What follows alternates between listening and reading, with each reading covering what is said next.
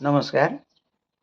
म दुर्गा अधिकारी भमरकोटे आज यहाँहरू सामु आदरणीय दाजु तेज प्रकाश बानिया ज्यू जो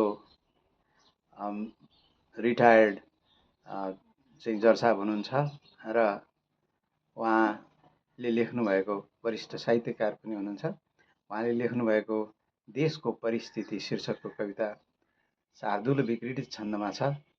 म उहाँकै सामुन्ने उहाँकै निवास स्थानमा वाचन गर्न गइरहेको छु। स्वीकार्नुहोस् दाजु तेज प्रकाश बानियाज्यूको कविता देशको परिस्थिति।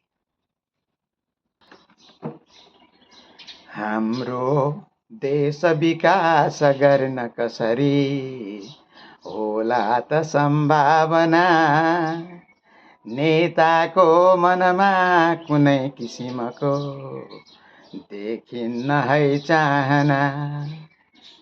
संसारै भरिमा प्रसिद्ध भनिने यो हो व्यवस्था भनी, नामैले पनि ख्याति प्राप्त जुन हो छानेर ल्याए पनि राम्रो हुन्छ भनेर भन्न सकिने देखिन्न केही यहाँ। माटोमा सजिलै फुलाउन हुने होस् व्यवस्था जहाँ, भ्रष्टै भ्रष्ट मिलेर शासन हुने हाम्रो यो देश नेपालमा। नेपाली जनता दयालु मनका माफी दिने छन् यहाँ। लुट्नासम्म लुटे अकुत बटुले मस्ती यिनैले गरे, अर्बौंको ढुकुटी बनाए सुकुटी पुस्तौं पुर्याए भरे।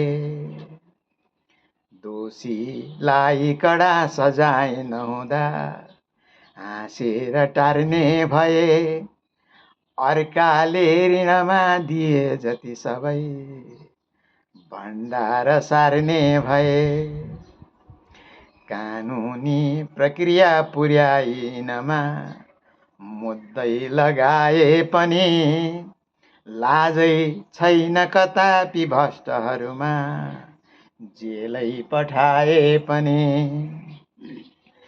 जेलैको जति हो सजाय सकिँदा युद्धै जिते झैं गरी, ठुलो फौज भगाई युद्धथलमा तकमा लगाए सरी। माला साथ बुके लिएर पथमा सिन्दुर यात्रा गरी, भित्र्याए घरमा आफन्त जनले यात्रा विसर्जन गरी।